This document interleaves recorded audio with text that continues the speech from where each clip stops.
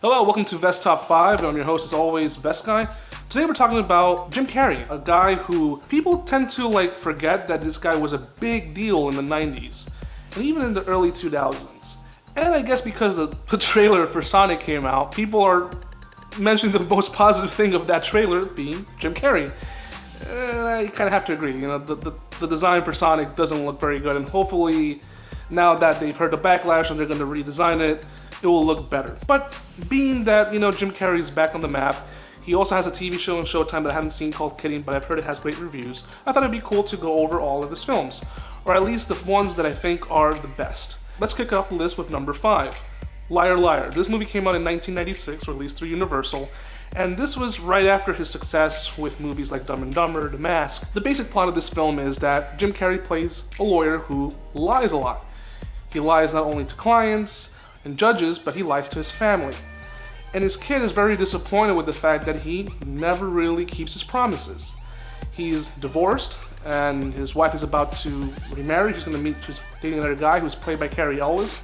And Cary Elwes plays this kind of very geeky, squeaky clean, nice guy. She's sort of happy with the guy, but she wishes that Jim Carrey, being that he's no longer in the picture, at least be a better father to the kid. So the kid is about to have a birthday party, and he's hoping that his father will show up. And things happen, he makes promises, he doesn't keep them, and the kid knows that his dad, who always lies and never keeps promises of going to baseball games and other things, wishes that his dad would stop lying for one entire day. Wishes come true, and all of a sudden, he can't tell lies. Since he can't lie, of course, you get Jim Carrey's crazy, zany, over-the-top shenanigans, where there's a scene where he's grabbing a pen and he's saying, "This pen is royal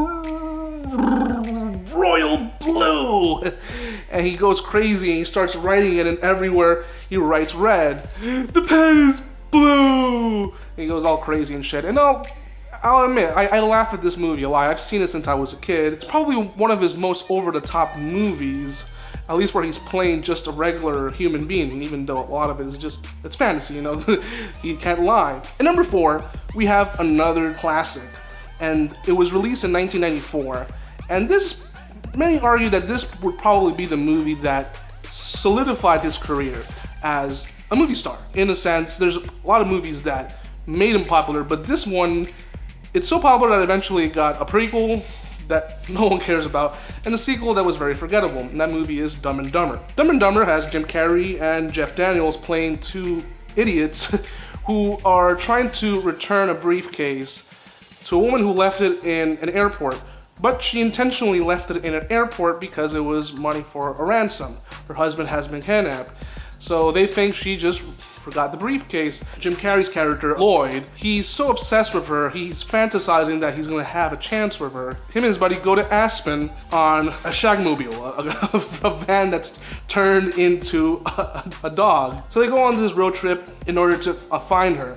And along the way, he's fantasizing about how he's gonna meet her and how she's gonna be so proud that he returned the briefcase. He doesn't know that there's money in the briefcase. So along the way, a lot of silly stuff happens. I like this movie a lot. It's dumb, but it's smart in being dumb, if that makes any sense. The prequel and the sequel were just plain dumb, to the point that it insults the intelligence of the audience. I always say it takes a certain intelligent person to make a really dumb movie work. What the Farrelly brothers did with this movie just shows that it's a very unique film that's still quoted to this day. There's so many lines from this movie that people remember. Number 3 is The Mask, a movie that was released in 94, and it came out the same year that Dumb and Dumber and Ace Ventura. All these 3 films, you can say, are the holy trilogy of the craziness of Jim Carrey.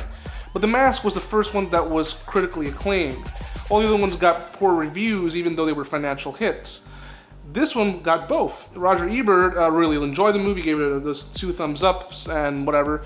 The movie on its own, I think, has aged very well. The visual effects are still very good. And the story, while simplistic, it's very entertaining. An interesting thing to mention, this movie was based on a graphic novel, and it was originally a horror. They came up with the idea of turning it into a comedy, and it worked.